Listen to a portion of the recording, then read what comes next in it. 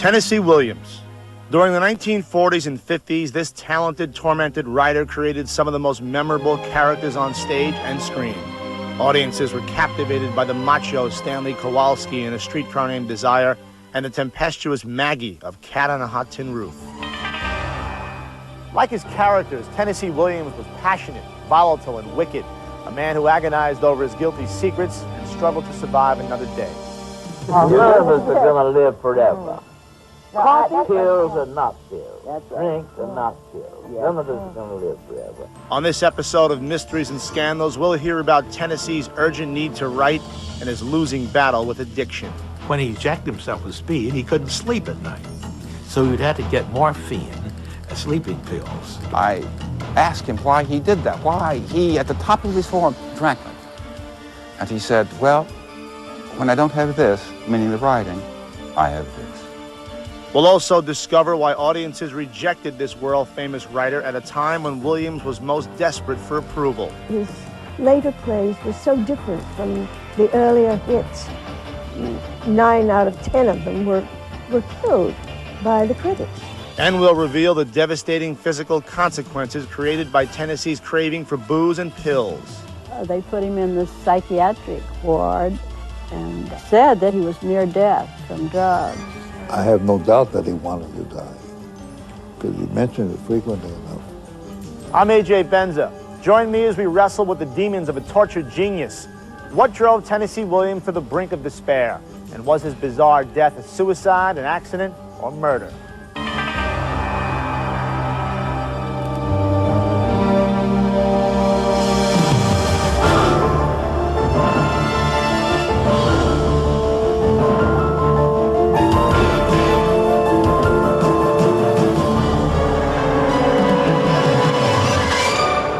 On February 25, 1983, Tennessee Williams was found dead inside the Hotel Elysée in New York City.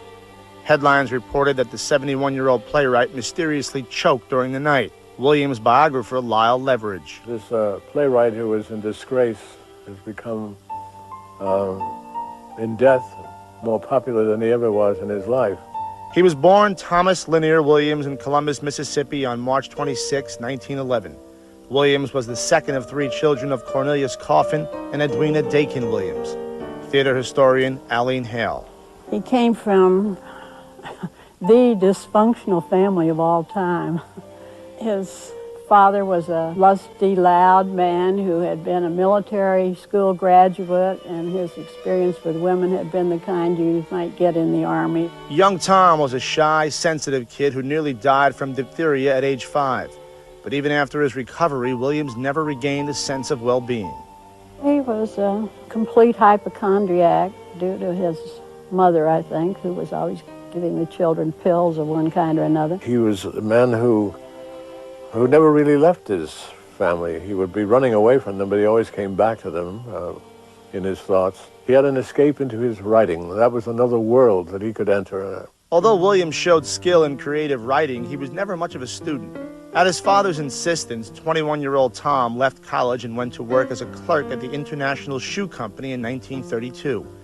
Williams referred to this part of his life as living death. There were only 2 great things in his life that mattered right to the very end. One was the love of his writing and the love of his sister. Despite Williams' affection for his older sister, Rose, he couldn't understand her erratic behavior. She became hysterical at times when she would fight with her father. Rose just went further and further downhill. In 1936, 27-year-old Rose was diagnosed as schizophrenic and spent most of her adult life in institutions. To cope with the family crisis, Tom retreated further into his writing. Through high school and college, Tom earned recognition for his poetry, short stories, and plays. And in 1939, the 28-year-old writer created the pen name Tennessee Williams. A few months later, Tennessee won his first national playwriting contest. The prize? $100. Tennessee was also introduced to a person who turned out to be the most important influence of his career, legendary New York literary agent Audrey Wood. She became more like a mother to him. She answered his mail and paid his bills and was responsible for a lot of his contracts, I'm sure. One of those contracts took Tennessee to Hollywood in 1943. Audrey arranged for 32-year-old Williams to write a script for screen star Lana Turner. He had been living on a couple of bucks and bumming his cigarettes, and she said, you're going to get 250. He said, a month? She said, no, darling, a week. While working at MGM, Williams pitched an idea to studio executives for a movie, The Gentleman Caller. But they rejected it. They didn't think anybody'd want to see a movie about a little crippled girl. For Tennessee Williams, art imitated life. The story of the disfigured girl was inspired by his sister Rose, who underwent a lobotomy in 1943. Dakin Williams is the brother of Tennessee and Rose Williams. Because she was no longer cursing and screaming and flailing about, but it was calm. But she was living in exactly the year, 1943, that the lobotomy took place. It caused time to stop for her. Tennessee was devastated by his sister's condition, and writing helped him cope. Williams turned his rejected screenplay idea into a stage play called The Glass Menagerie. Tennessee's friend for 40 years, Jane Smith. She was his muse, you know. He wrote for her. In later years, he wanted to write something successful to be sure Rose was properly taken care of forever. The Glass Menagerie was Williams' first masterpiece. In 1945, just 5 days after his 34th birthday, Menagerie opened on Broadway. The show won the New York Drama Critics Award for Best Play of the Season. Unfortunately, Tennessee was convinced he wouldn't survive long enough to see the completion of his next play, A Streetcar Named Desire. Williams' friend, director George Keithley. That was when he'd been told that he had a heart attack. I mean, that he had a bad heart, as he was writing Streetcar. And so he hurried to get Streetcar done, and you could feel the rush of energy in the whole play. Tennessee's writing was always charged with emotion, but that same passion eventually led Williams to a dark, lonely fate. Straight ahead, why was Tennessee's work too controversial for Hollywood? And what made Williams fear that somebody was out to kill him?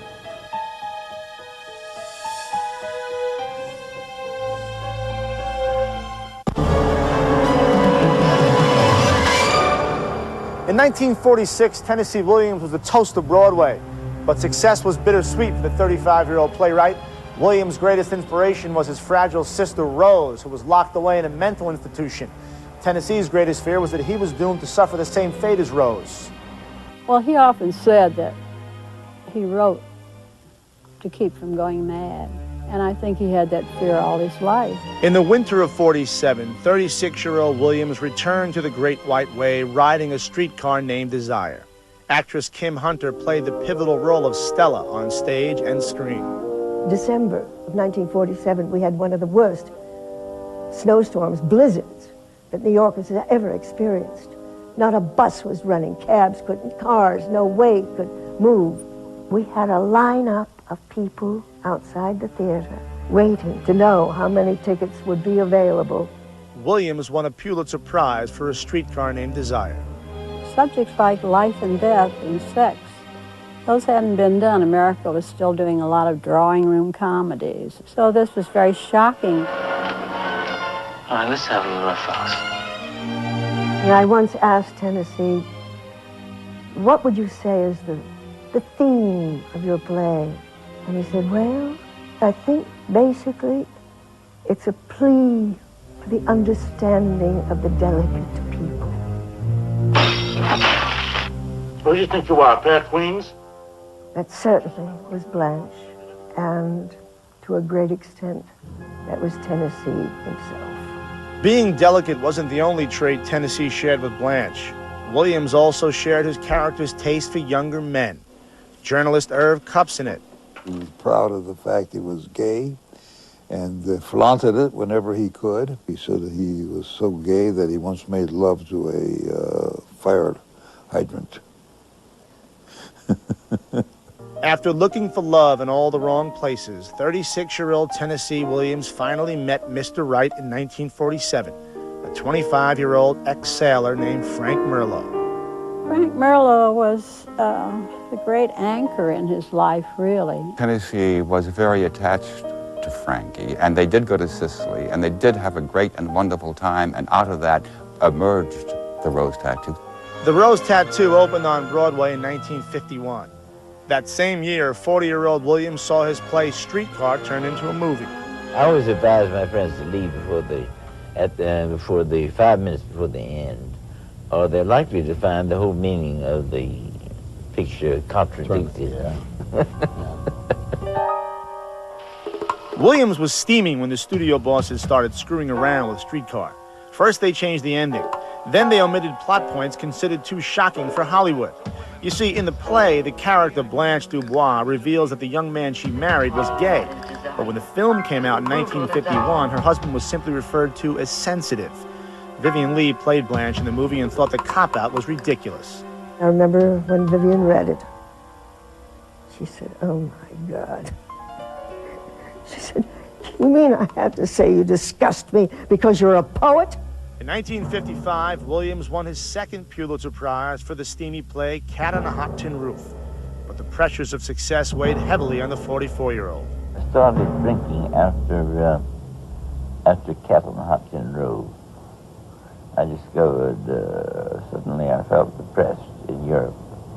And I wrote Baby down there. But I discovered I couldn't write without some stimulus. Mm-hmm. If Williams was looking for stimulants, he certainly found them in Hollywood. Tennessee's screenplay for the 1956 flick Baby Doll was a comedy about youthful lust and revenge. Carol Baker starred in the title role. Baker remembers the film's controversial movie poster. You have a grown woman curled up in a baby's crib sucking her thumb. What kind of a better campaign ad could you have than that? Actor Eli Wallach co-starred in Baby Doll. Cardinal Spellman says any Catholic who goes to see this film is in danger of being excommunicated. And when he was asked, "Have you seen the film?" he said, "No. If the water supply is poisoned, I don't drink the water." But the boycott only helped sell tickets. Williams' script for Baby Doll was even nominated for an Oscar. Williams took his craft very seriously. His writing was deeply personal, and he empathized with all of his characters. He knew how you felt. He knew if you were suffering, because he suffered a great deal. Sure, Tennessee Williams was at the top of his profession, but by 1961, his personal life was on the brink of collapse. When we come back, drinking, drugs, alienation, and death. How did Tennessee Williams lose everything he held near and dear?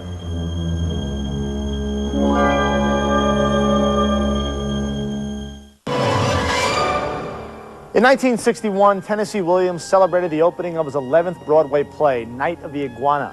The 50-year-old playwright enjoyed fame, fans, and fortune, but his relationship with longtime lover Frank Merlo was on the skids, partly because Williams couldn't stay faithful. Williams was, as somebody said, the last of the solid gold bohemians.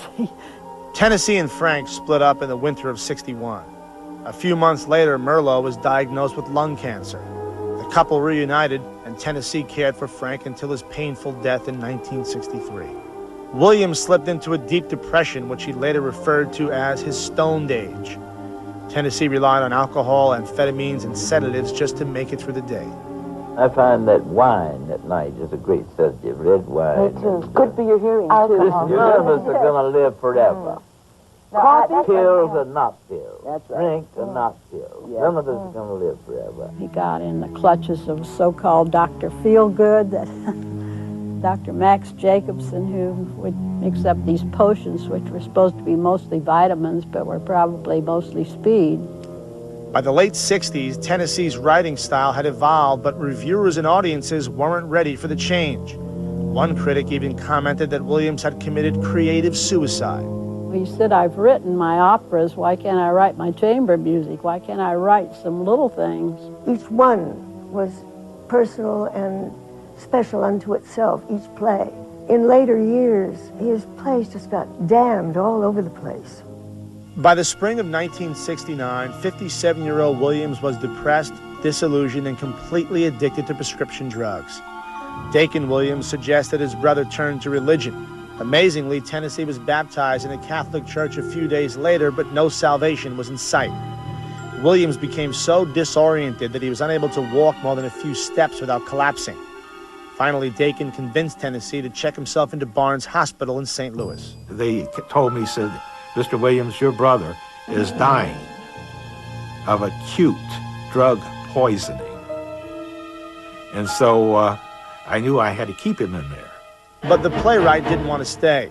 Williams tried to leave, so physicians confined him to the hospital's psych ward. So they dried him out from the drugs, and it did cause him to have about 3 heart attacks. And he always blamed Dakin for that, but actually Dakin was right. Dakin saved his life. In December of 1969, 58-year-old Tennessee was released from Barnes Hospital. Williams was physically weak, mentally frayed, and spiritually bankrupt. Even worse, the only part of Tennessee that seemed dried out was his well of creativity. When he said to me at one point, "I'm a washed-up playwright, baby," he was paranoid beyond the pale. And you could hardly say hello to him without him snapping at you. In 1971, Williams fell off the wagon and vented his frustration on one of the most significant people in his life, the agent who helped build his career, Audrey Wood. And Tennessee whirled on her. You bitch! You've wanted to get rid of me from the beginning. You've been against me from the beginning. You're fired. Throughout the 70s, Williams alienated himself from loyal friends as he tried to reclaim success. But Tennessee's hopes were dashed in 1980 when critics ripped apart his play, Clothes for a Summer Hotel. And he got seriously damaged from the reviews. It just broke him. He wasn't writing. His health was failing him. He would sit on the edge of his bed for hours, just sit there. I think when his career started to take a deep fall, he became very, very mournful and very disgusted with himself and almost ready to commit suicide. And many people believe that's exactly what Williams did on the night of February 24th, 1983. But coming up, did Tennessee Williams take his own life? If so, why is Tennessee's brother convinced that the 71-year-old playwright was murdered?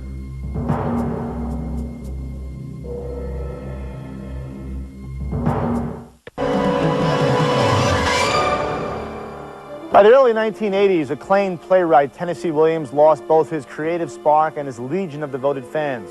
The gifted writer who once shared his poetic insights with millions was now virtually forgotten.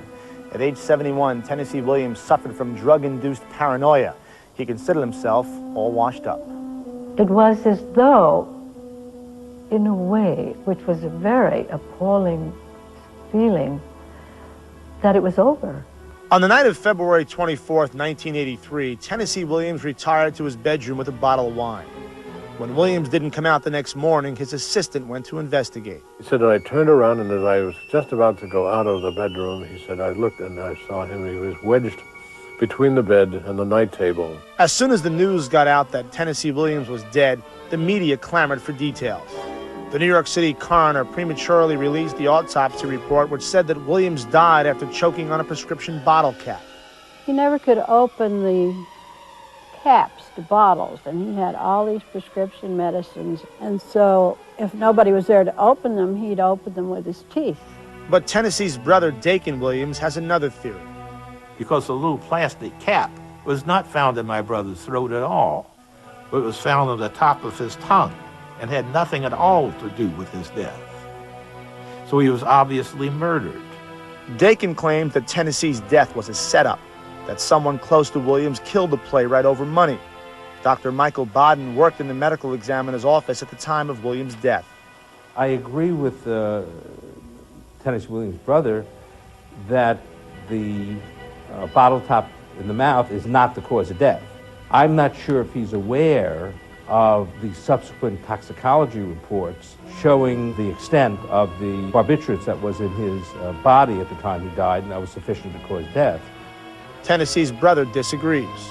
The autopsy will show that there are bruises, lividia, on my brother's thighs, where he was held down by a very heavy person. Bruises are very common in people who take too much drugs because they get disoriented. They tend to stumble a lot and bump into things. Oh, no. Oh, no. He was murdered. The motivation was greed. If foul play was involved in Tennessee Williams' death, it's never been proven. He died of a barbiturate overdose, as happens hundreds of times each year in New York City, usually deliberately. Like so many of his tragic plays, the turbulent life of Tennessee Williams ended with high drama. Tennessee would have laughed his head off how absurd and unreal it all was. He had a marvelous laugh and a great sense of humor. It counterbalanced all of the delicate insecurities that he had as well. Nobody in their right mind would change one word of his dialogue. It is perfect. It is absolutely perfection. He was ahead of his time, and some of these times are catching up with some of these plays. He took you on a journey, an emotional journey, and he did it poetically. And for that, he deserves a medal. Tennessee Williams once wrote that words are a net to catch beauty. Williams certainly captured beauty in his work, but in his life, there was nothing to break his fall.